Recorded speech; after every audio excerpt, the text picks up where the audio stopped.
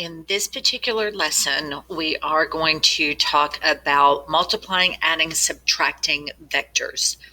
Okay, and multiplying, adding, and subtracting vectors is very straightforward. So a vector can be multiplied by a real number k called a scalar. This will change the magnitude of the direction. If k is negative, the vector will reverse to the opposite direction. The figures to the right show various scalars of vector v. So here's your original vector. If we multiply it by 2, it becomes twice as long. Notice it is still going in the same direction, it's just twice as long. If we take vector v and half it, it just gets shorter, but notice it is still going in the same direction. And then if you multiply by a negative, notice that it still looks parallel to the first 3, except it does go in an opposite direction. It's the same length, it's just pointing in a different direction. So when you add vectors together, vector v and vector w shown to the right, the vectors are positioned so that the tip of v coincides with the tail of w. The sum of the two vectors is called the resultant vector, which is the dotted line vector. So basically what you're doing is you're plotting your first vector, and then you're going to plot your second vector starting at the terminal point of the first one. And then you connect the initial of the first one to the terminal of the second one. And that will result in your resultant vector. Now, if you are subtracting those vectors, notice that up here vector w went one way, but if I subtracted it, it still looks parallel, but it does go in the opposite direction. Same thing, connect the terminal point of v to the initial point of w. Make sure, since w is negative, it does go in the opposite direction of positive w. And then, of course, the resultant vector connects the initial point of the first vector to the terminal point of the second vector. So those gives you, or those pictures give you an idea of a visual representation. All right, so when we are talking about scalar multiplication, addition, and subtraction, it is very straightforward. So we're going to take the scalar k and multiply it by vector v. So what that gives me is that gives me k times a1 and k times b1. All I do is whatever my scalar is, I multiply the two components inside the vector, the two elements inside the vector by that scalar. It doesn't matter if k is positive or negative, you're still going to change it by that value. So addition of vectors, what we're going to do is we're going to take both of these and we're going to simply take a1 and add it to a2 and b1 and add it to b2, and that will give you your the position of your new vector, which would be this vector right here that goes from the beginning of the first vector to the terminal side or the terminal point of the second vector.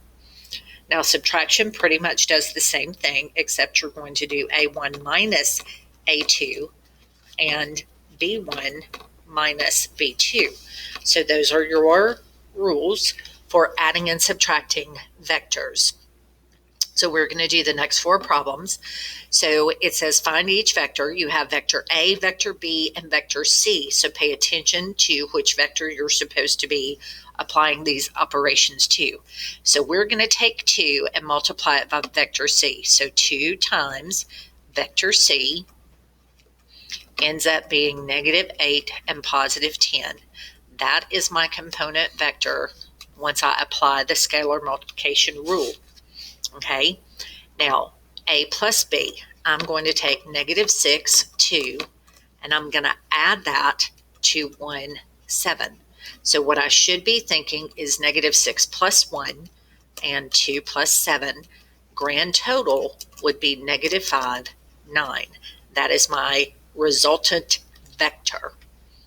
And then on number 3, we're going to take -4, -4, 5, and we are going to subtract 1, 7 from it.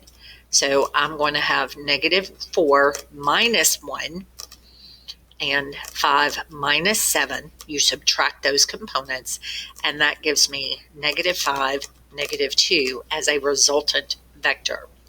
So in number 4, we do have a scalar. So you always take care of your scalars first, unless you had a situation where it looks like this. Then you would do the subtraction first and then multiply that answer by that scalar of 3. So here I'm going to take my vector A, and I'm going to multiply 3 times vector C,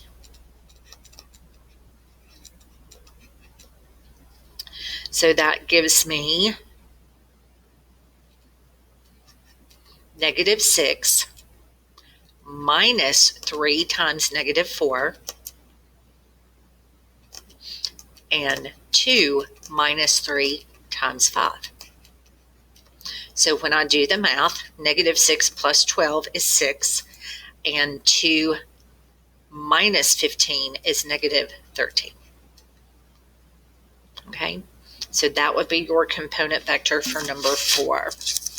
And then a couple more that we have, let me write my vectors down so I can see them and won't have to keep scrolling back up. I should have done this prior to, I apologize. And then our C vector was -4, +5. I'll double check and make sure that I transposed right. -6, 2, 1, 3, -4, 5. All right. So now what we're going to do is we are going to go through and we're going to take half of the first vector. So 1/2 of the first vector,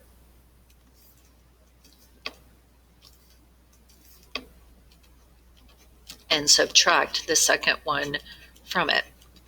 So basically we're doing 1/2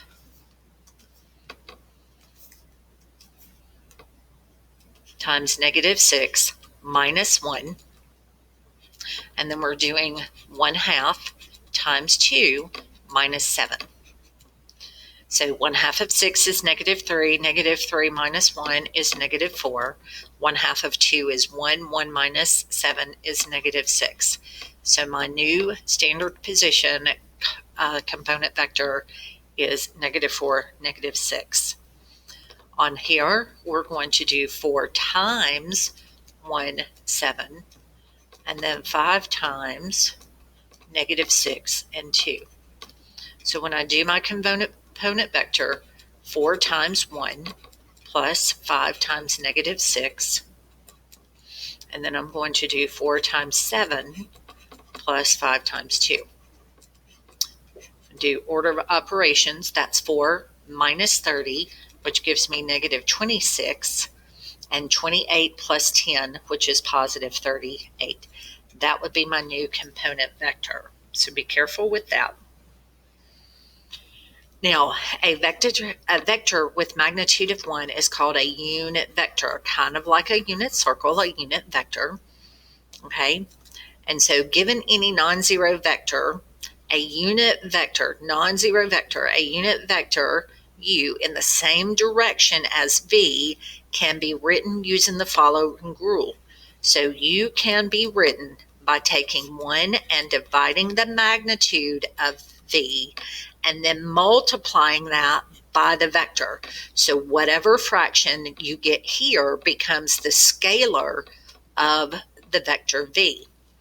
So in this particular problem, we're going to find a unit vector with the same direction as the given vector. So the first thing we're going to do is we are going to find the magnitude of v, since we need that for our denominator. So we're going to take -5 squared plus 12 squared, and that gives us 13. The second thing we're going to do is actually apply the formula. So the unit vector is 1 over 13, and you're going to multiply that by -5, 12 component vector. So your unit vector would be -5 over 13 and 12 over 13. Now, that's your unit vector. The magnitude of this, if you notice down here in the corner, the magnitude of every unit vector is 1. So if I were to actually just check that out, if I were to do the magnitude, that would be negative 5 over 13 squared plus 12 over 13 squared. That gives you 25 over 169 plus 144 over 169, which gives you 169 over 169, which does have a magnitude of 1. So when you are calculating these unit vectors, you actually legitimately are calculating a vector that has a magnitude of 1. That's why it's called a unit vector.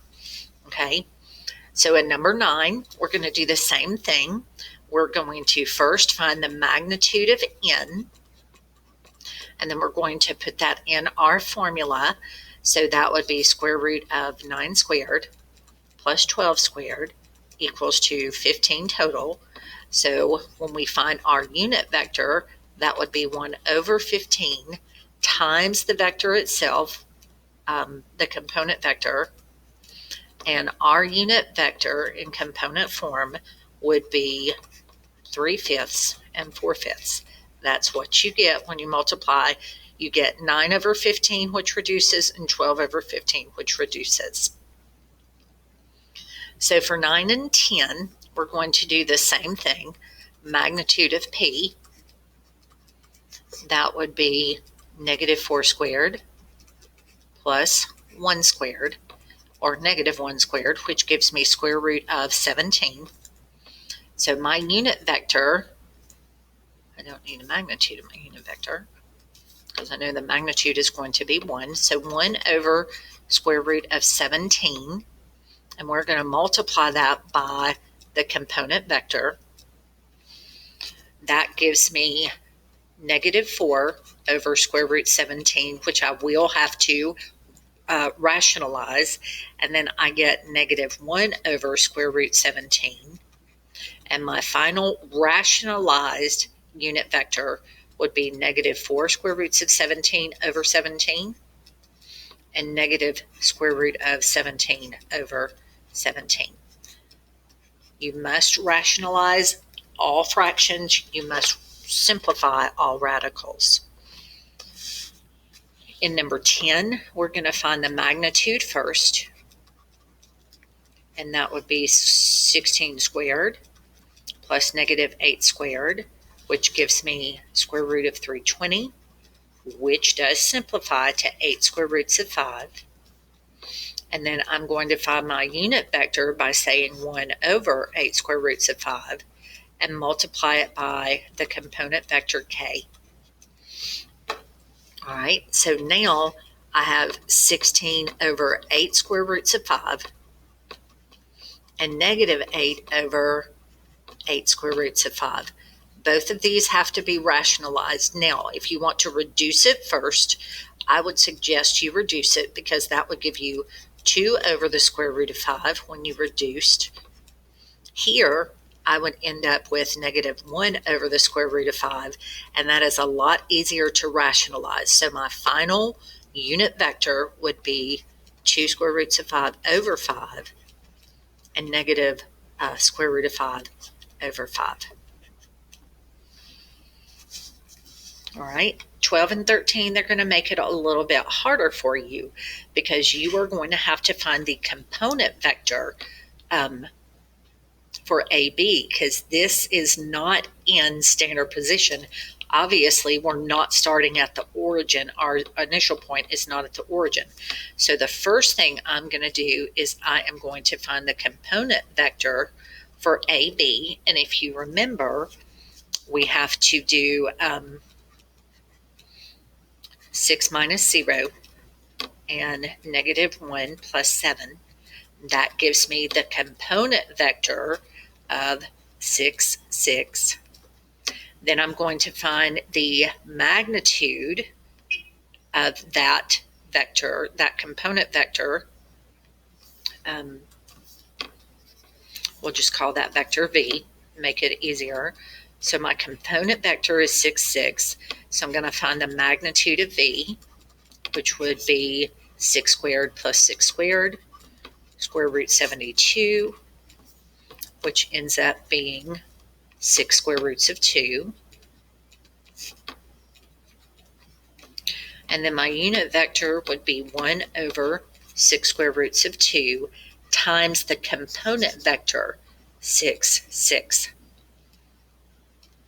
Now, that gives me 6 over 6 square roots of 2 twice.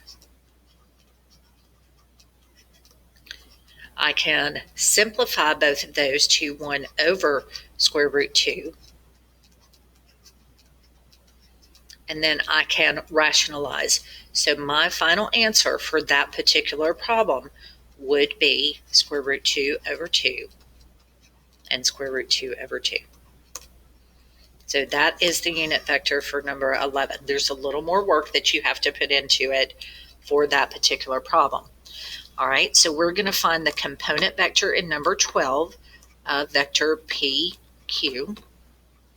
So in order to do that, we have to 8 plus 1, negative 2 minus 4. That gives me a component vector of 9, negative 6. So vector B, I'm going to find the magnitude, or let me rephrase that. My component vector, we're just going to call it B, is 9, negative 6. So when I find the magnitude of that, that would be 9 squared plus negative 6 squared, which equals to the square root of 117, which is equal to 3 square roots of 13. To find my unit vector, I'm going to take that magnitude, 3 square roots of 13. I'm going to multiply it by the component vector that I found for the original vector. So that gives me 9 over 3 square roots of 13. That gives me negative 6 over 3 square roots of 13. I can reduce both of those. So the first one reduces to 3 over square root 13. The second one reduces to negative 2 over square root 13, which makes it a little bit easier to rationalize. So your final unit vector in component form would be 3 square roots of 13 over 13 and negative 2 square roots of 13 over 13. If you have any questions or concerns, please make sure that you contact me.